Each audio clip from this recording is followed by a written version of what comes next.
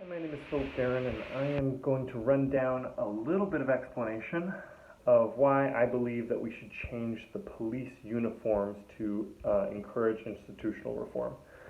So basically, if you look at the research, there's a lot that supports that what you wear affects how you act. People in war, if they decorate their faces, they're way more likely to do more war terror acts. People who wear uniforms are more likely to comply to things that they're given and commanded. And yeah, so like that's just a little bit of background. On top of that, just imagine if you have a gun available or equipment, if all of your equipment is based on violence, it both sends signals and receives signals of shit's about to go down. So the argument for how this would create institutional change, namely the problem being police are known to have similar profiles, like personality profiles, to criminals, just based on how they act and what they're looking for. And namely, the kind of people who join the police may or may not be the kind of people who want to look badass and hold a gun in public, to be seen as authority and to be seen intimidating. Now, I would argue that if we created this type of change, the people who like looking badass no longer will. And they will either leave or maybe just stay around for long enough, and then the people who join will no longer have that incentive.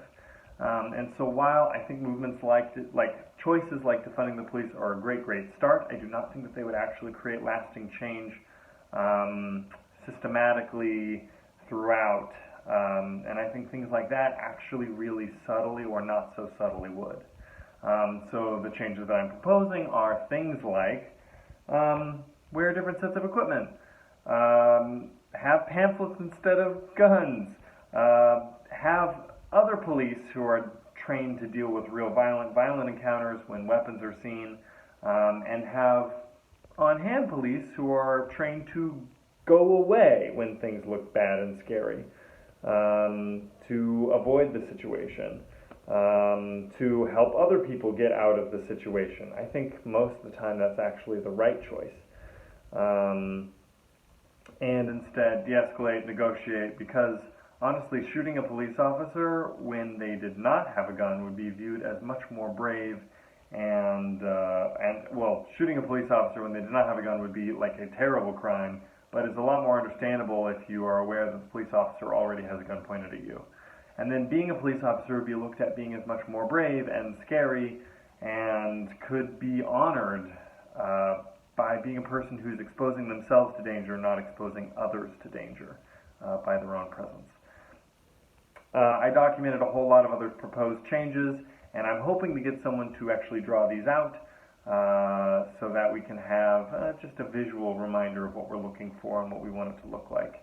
And for that, I could use your help. Thank you very much. Bye-bye.